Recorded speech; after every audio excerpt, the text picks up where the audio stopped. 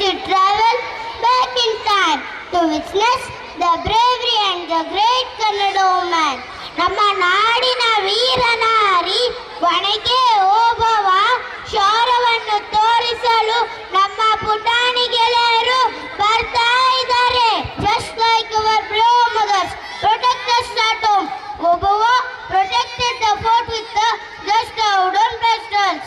ಮನೆಯಲ್ಲಿ ಅಮ್ಮ ಒಣಕೆ ಹಿಡಿದು ಕೆಲಸ ಮಾಡ್ತಾರೆ, ಆದರೆ ಓಬವ್ವ ಅದೇ ಒಣಕೆಯಿಂದ ವೈರಿಗಳನ್ನು ಸೋಲಿಸಿದ್ರು. Let's cheer for the UKE warriors of Chitradurga. ಇದೇ ಒಳಗೆ ಹೋಗುವವರ ನೀತಿ